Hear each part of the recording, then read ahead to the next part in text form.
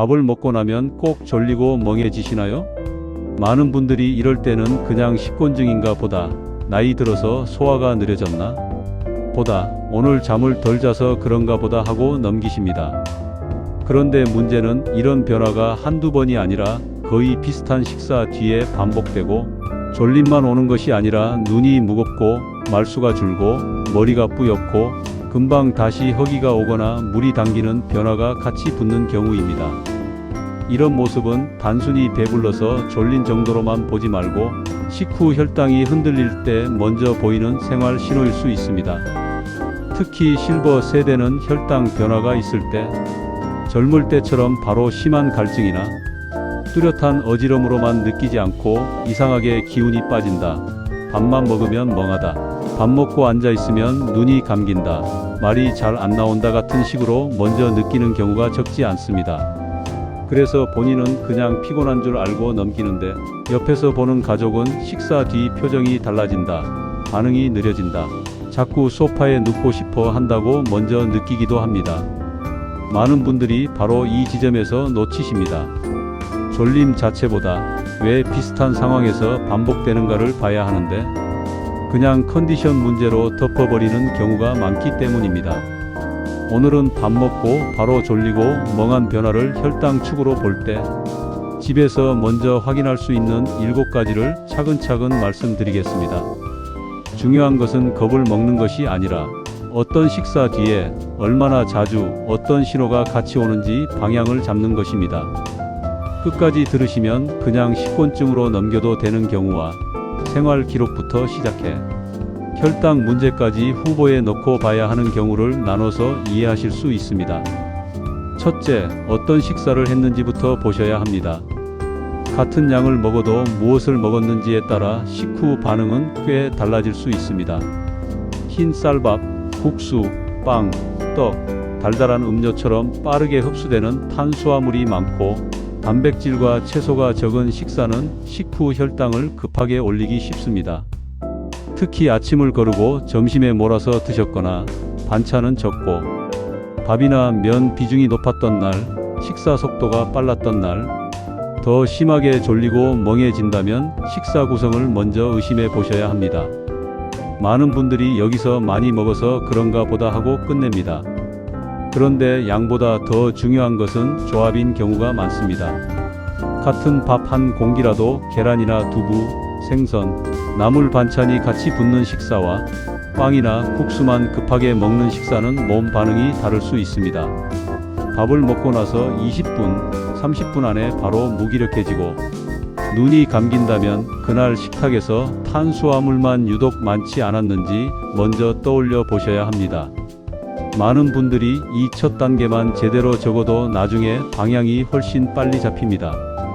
예를 들어 아침에는 괜찮은데 점심에 국수나 빵을 먹은 날만 유독 멍하고 외식에서 덮밥이나 면류를 먹은 날만 의자에 기대고 싶어진다면 식사 구성과 식후 혈당 반응이 연결돼 있을 가능성이 있습니다. 반대로 같은 양이라도 반찬을 충분히 곁들이고 천천히 먹었을 때 덜 졸렸다면 그것도 중요한 단서입니다. 즉 첫째는 단순히 밥 먹고 졸리다가 아니라 어떤 음식을 어떤 속도로 얼마나 한쪽으로 치우쳐 먹었을 때 더 심했는가를 보는 것입니다. 둘째, 증상이 오는 시간과 반복 패턴을 기록하셔야 합니다. 밥을 먹자마자 졸린지, 20분쯤 지나서 멍해지는지, 1시간쯤 지나 다시 허기가 오면서 더 가라앉는지에 따라 몸 반응을 보는 방향이 달라집니다. 식후 반응을 한 덩어리로 보지 말고 언제 시작되고 얼마나 가는지 보셔야 합니다. 아침보다 점심 뒤에 심한지, 집밥보다 외식 후에 심한지, 빵이나 떡 뒤에 심한지, 주말보다 평일에 심한지도 같이 보셔야 합니다. 그냥 밥 먹고 졸려요 라고만 하면 너무 넓습니다. 그런데 점심 먹고 30분쯤 지나면 꼭 눈이 무겁고 국수나 빵을 먹은 날은 더 심하고 1시간 뒤에는 다시 허기가 옵니다 라고 말할 수 있으면 완전히 다른 정보가 됩니다. 가족도 같이 볼 수 있습니다. 본인은 그냥 조용히 앉아 있다고 생각하는데 가족은 식사 뒤에 표정이 흐려지고 말수가 줄고 대답이 늦어진다고 느낄 수 있습니다. 그래서 가능하면 본인 느낌뿐 아니라 가족 관찰도 같이 적어두는 것이 좋습니다. 많은 분들이 바로 이 패턴 기록을 귀찮아 하십니다. 하지만 반복되는 몸 신호는 패턴으로 잡아야 보입니다.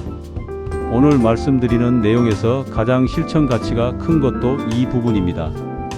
메모장에 날짜, 식사 시간, 먹은 음식, 몇 분 뒤 졸렸는지, 같이 온 신호가 무엇이었는지 적어두면 그 자체가 방향을 보여줍니다. 지금은 별것 아닌 것처럼 보여도 며칠만 쌓이면 외식 뒤에 심하다, 면 먹은 뒤에 심하다, 잠을 못 잔 다음 날 더 심하다 같은 흐름이 보이기 시작합니다. 셋째, 졸림만 보지 말고 같이 오는 동반 신호를 함께 보셔야 합니다. 식후 혈당이 흔들릴 때는 졸림 하나로 끝나지 않는 경우가 많습니다. 물이 자꾸 당긴다, 입이 마른다, 금방 허기가 온다, 속이 괜히 허전하다, 손이 떨리거나 기운이 빠진다, 화장실이 잦아진다, 눈이 쉽게 감기고 정신이 또렷하지 않다 같은 변화가 함께 올 수 있습니다.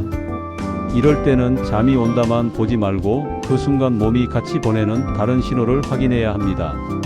예를 들어 식사 뒤에 졸려서 누웠는데 동시에 물을 계속 찾고 입이 텁텁하며 1시간도 안 돼 다시 뭔가 먹고 싶어진다면 단순 식곤증과는 느낌이 다릅니다. 또는 밥을 먹었는데도 오히려 기운이 돌지 않고 몸이 늘어지고 가족이 보기엔 얼굴빛이 달라진다면 역시 같이 적어두어야 합니다. 많은 분들이 여기서 나이 들면 원래 그렇지 하고 넘깁니다. 그런데 바로 이런 복합 신호가 붙을 때 더 후보를 좁혀서 봐야 합니다. 본인보다 가족이 먼저 알아차리는 경우도 많습니다.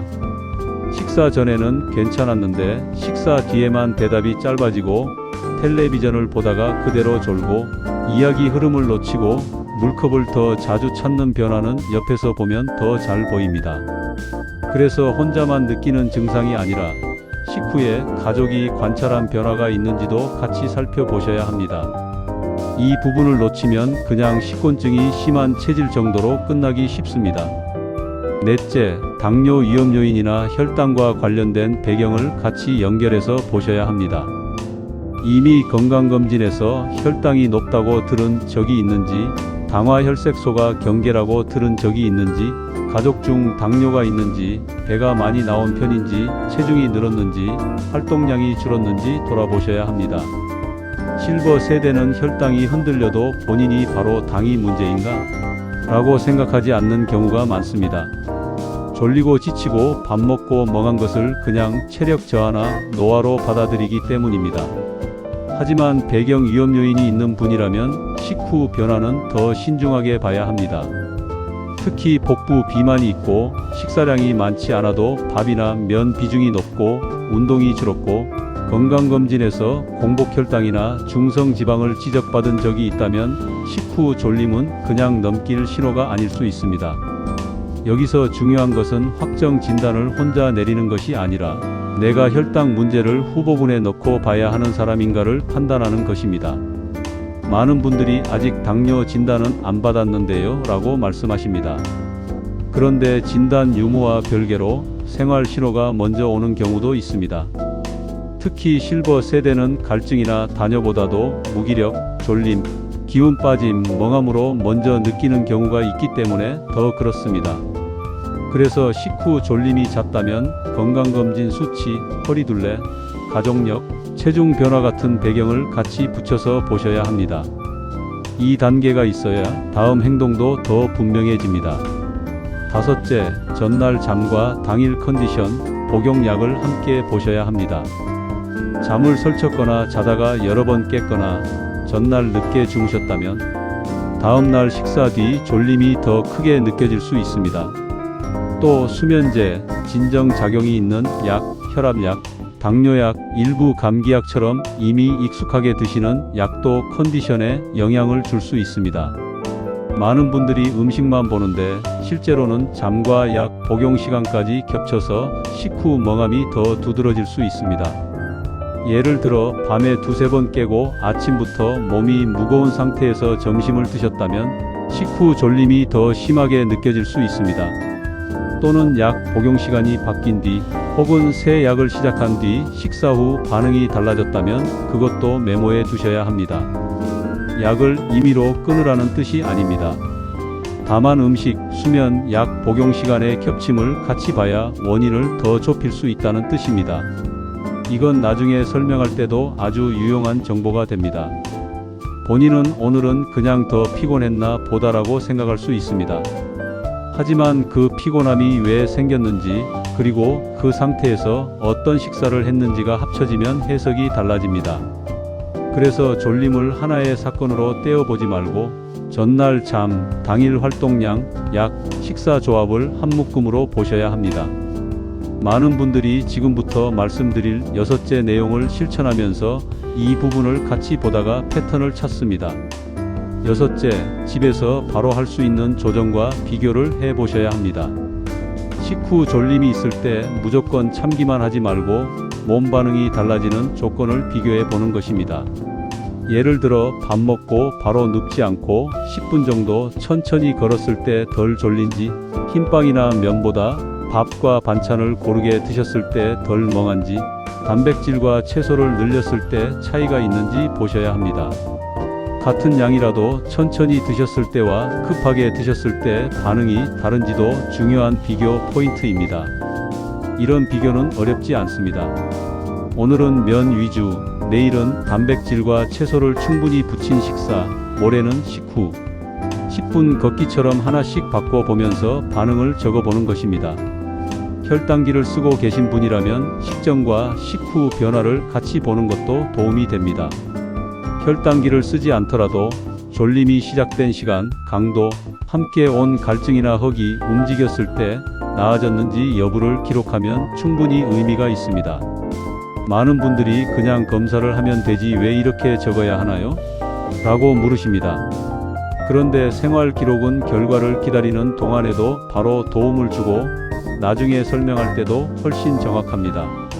무엇보다 어떤 방식이 나에게 덜 부담을 주는지 스스로 찾게 해줍니다. 지금까지 말씀드린 5가지가 원인을 좁히는 과정이었다면 6째는 집에서 바로 반응을 비교해 보는 단계라고 생각하시면 됩니다.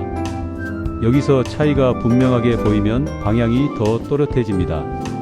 7째, 언제는 그냥 넘기지 말고 확인을 받아야 하는지도 알아두셔야 합니다.